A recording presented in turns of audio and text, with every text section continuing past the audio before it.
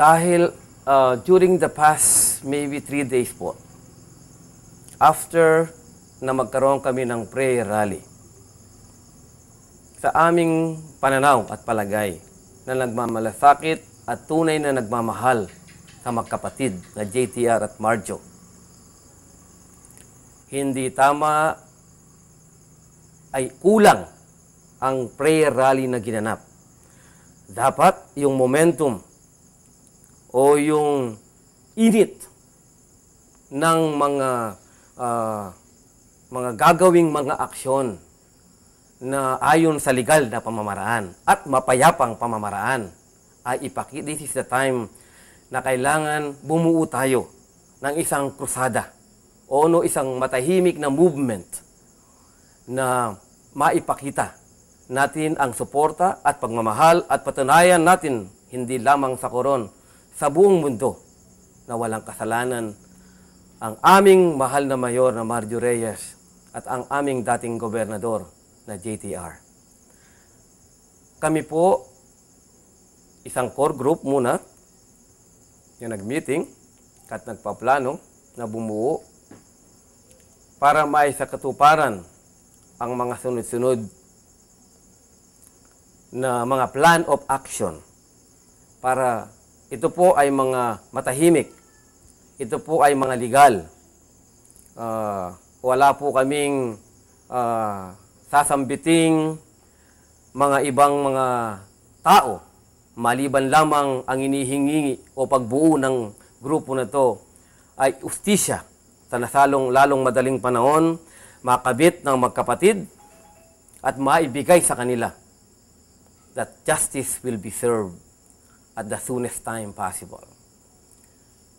Nakabuo na po kami ng mga opisyales at wala pong umpay at walang tigil na ang aming gagawin ay iparating sa lahat ng mga kinauukulan, sa mga kasulok-sulukang mga baryo, sa aming bayan dito, na iparating, i-educate sila, i-update sila kung ano ang katotohanan para kami ay magkaisa sa isang pamamaraang legal, matahimik, at kasama na ang maraming dasal ng mamamayan ng bayan ng Coron, at sa lalong madaling panahon ay makamit namin ang inihingi naming ustisya para sa dalawang magkakapatid.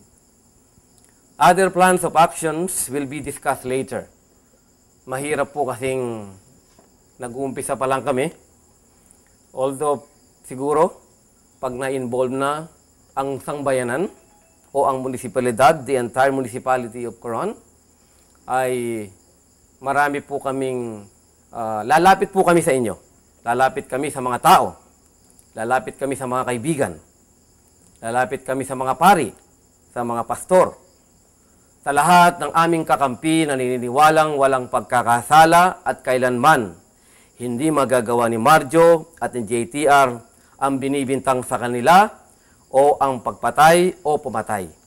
Tulad pong nasabi ko kanina, kahit langaw lang, hindi kayang patayin o kayang galawin ng dalawang magkapatid.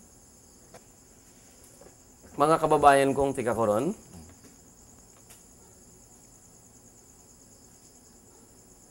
bakit merong mga hotel na naglilipa na ngayon? Bakit merong Hilltop, merong Gateway, merong Darayunan, merong Village Lodge, merong the economic progress of Coron is on the upswing? Bakit kabi-kabila ang ganda ng turismo? Bakit tayo'y tumatamasa ng kasaganahan sa panahon ngayon? Bakit merong peace and order na kapatid ng isang progresibong lugar? Bakit kaliwat kanan ng pagtatayo ng magagandang mga building, mga tulay, mga zipline? Ang turismo, we are number 2 as far as tourist destination is concerned. Bakit? Bakit nalagay sa mapa, sa world map, ang bayan ng Coron? Hindi ba yon dahil sa relentless marketing skills ng ating dating gobernador na si JTR?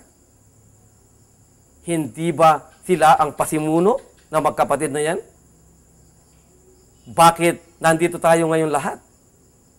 Hindi ba dahil kay Marjo at kay JTR? Bakit gumanda ang buhay natin? Hindi ba dahil kay JTR at kay Marjo?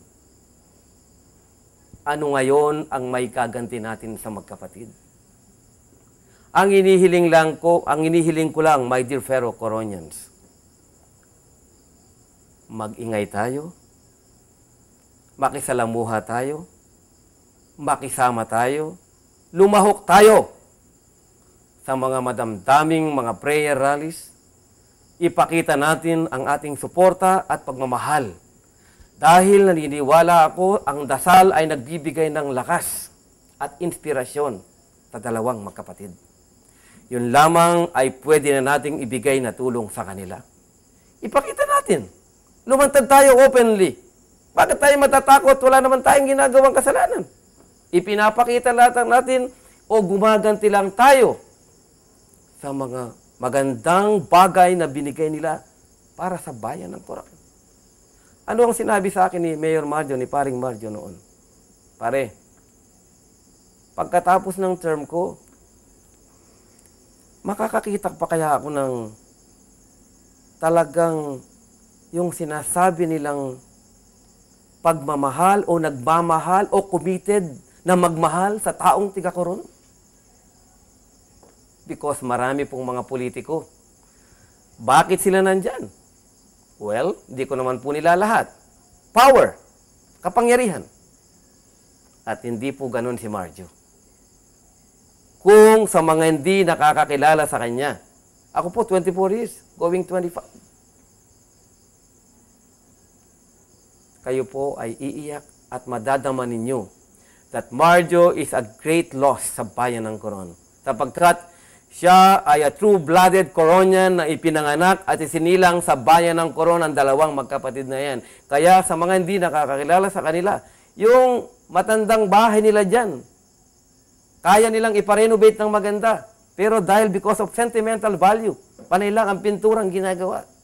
Dahil sa pagmamahal nila sa kanilang tinubuang bayan ng Coron. So my dear fellow Coronians, tinatawagan ko po kayong lahat.